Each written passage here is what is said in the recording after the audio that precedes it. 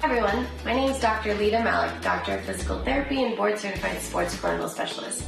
I'm an alum of Samuel Merritt University, and I'm here to talk to you about setting some resolutions and mentally preparing for the year ahead. Now, I know some people might have mixed feelings towards resolutions and goal setting after such a tough year in 2020, but here's a way to make it a little bit more simple to set you up for the future. So if you think about all aspects of self-care, whether that's emotional, spiritual, psychological, and physical, all these create a sense of self-awareness and allow the groundwork for you to create some goals for the future. Let's start with emotional. So what is emotional self-care? Emotional self-care involves recognizing your boundaries and being able to communicate what you're feeling in that moment in time. One way you can do this is to create an emotional toolbox in case you ever start to feel stressed, overwhelmed, anxious, depressed, anything other than happy. You can reach back into your toolbox and say, okay, well, what do I know and how to deal with this situation? What should I take in terms of steps to make sure that I'm able to keep moving forward right now and I don't end up regressing? Psychological self-care can cover a few different aspects, and my favorite is coping strategies in how to make sure I'm feeling content, happy, and at peace with what's going on around me. The whole year was really overwhelming and you have every right to feel how you do. However, there are ways to make sure that your psychological self is staying right on point.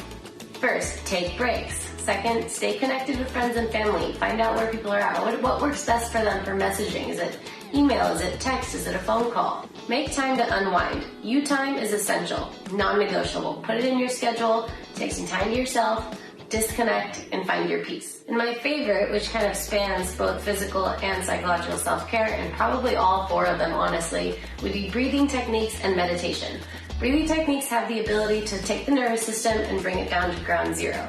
When you're stressed and overwhelmed, your nervous system hits into this overdrive, this fight or flight mechanism to combat what's coming at you, which is great, unless it prolongs itself. So tapping into your breath, breathing in through your nose, normal breath in, exhale over 3 seconds, practice breathing through your diaphragm and your ribs. All this can downregulate the nervous system and make things feel just a little bit more calm and comfortable. Spiritual self-care is your ability to connect to a higher self or your soul. So you can do this by either attending a religious service, going outside and enjoying nature, practicing gratitude, or participating in small group discussions. Finally, my personal favorite, physical self-care. Now this could mean anything from exercise and fitness goals to going for a walk every morning, or even just standing up more at the desk when you study. Whatever it is, this is a way to make your body feel like it's moving so that it feels more comfortable and you feel more energized to take on the day. Set reminders for yourself, whether it's a post-it note on the door or blocking off time in your calendar. That way it's in your face and you see it and you know you have to do it. Make non-negotiable time. If it's Tuesdays, that's it. Schedule it like you would a class or a meeting or an outing with friends. Put it in there and don't neglect it because this is for you.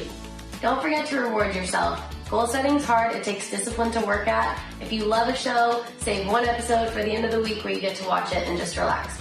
Or buy your favorite ice cream or do whatever you like to do, but use it as a little cherry on top for all the hard work you just did. And remember, if you miss once, it's okay. Don't get discouraged if you fall off track for a day or two. As long as you have a goal plan set in place, you should be just fine. The last thing you can do to help set goals is knowing your what, your how, and your why. Know what goal it is, know how you're going to do it, and know why you're going to do it. And never forget those 3 aspects as you're working towards your goal. Happy New Year, everybody. You're going to do great.